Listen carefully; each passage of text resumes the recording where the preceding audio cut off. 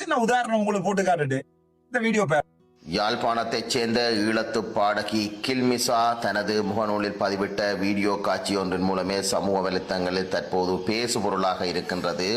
இந்த காட்சி தற்போது சமூக வலைத்தளங்களில் பரவி வருகின்ற நிலையிலே பாடசாலை மாணவியாக இருக்கின்ற கில்மிசா வாகனம் ஓடும் காட்சிகளை எவ்வாறு தனது முகநூலில் பதிவிட்டார், இதற்கு யார் அனுமதி வழங்கினார்கள், இந்த வாகனத்தை ஓட்டுவதற்கு இவருக்கு வயது இருக்கிறதா என்ற கேள்விகள் முன்வைக்கப்பட்டு வருகின்றது. யாழ்ப்பாணம் சுண்டுக்குழி மகளிர் கல்லூரியை சேர்ந்த கில்மிசா ஈழத்து பாடகியாக பலராலும் அறியப்பட்ட ஒருவர். இவர் தற்போது வெளிநாடுகளிலும் சரி உள்நாடுகளிலும் சரி தனது குரலால் தற்போது பிரபலமடைந்து வருகின்ற ஒரு நபர். இவ்வாறான நிலையிலே இவர் சாரதி அனுமதி பத்திரம் இலங்கையில் உள்ள சட்ட நடைமுறைகளை பின்பற்றாமல் வாகனத்தை ஓடும் காட்சிகளை தனது சமூக வலைத்தளங்களில் பதிவிட்டமையே தற்போது பேசுபொருளாக இருக்கின்றது.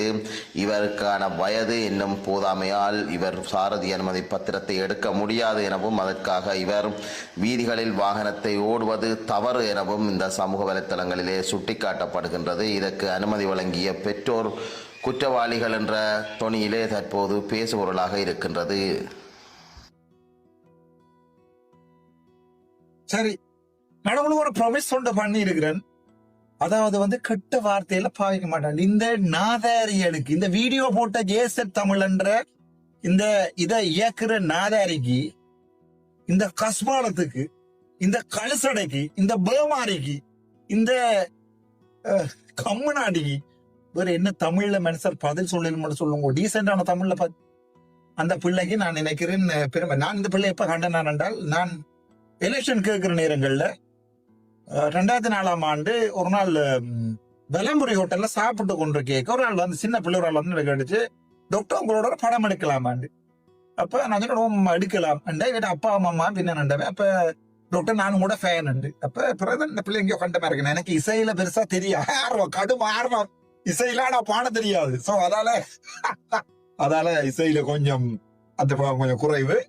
சோ நான் இந்த பிள்ளைங்க கண்ட மாதிரி இருக்கு. நான் அந்த நேரங்களில் உண்மையை சொல்றேன். நான் இந்த கொசிப்புகள் வம்புகள் இந்த டாக்டரா இருக்கீங்களோ பாக்குற டைம் இல்லை, பாக்குறதும் இல்லை. தனியா சரி வாங்க எடுப்போம்னு சொல்லி போட்டோ செல்ஃபியும் எடுத்து இது எடுத்தா பிறகு நான் எங்கேயோ கண்ட மாதிரி இருக்கேன். டாக்டர் நான் கில்மிஷா பேர் கேள்விப்பட்ட மாதிரி இருக்கு. பிறகு ஷாக் பண்ணிச்சுது. அந்த ரணிலோட படம் எடுக்கைகள் எல்லாம் குளறி பெரிய தமிழீழ மண்டெல்லாம் கதைச்சு பெரிய புலம்பினாக்கள். என்னடால் எங்கண்ட அந்த 1% மனநோயாளிகள் தான் இந்த பேஸ்புக்ல கூட இருக்கிறது. வடிவா விளங்கி கொள்ளும். இந்த பேஸ்புக் என்னுடைய கருத்து என்னண்டா, வடிவா பாருங்க அந்த வீடியோவை, பேக்ரவுண்ட பாருங்க.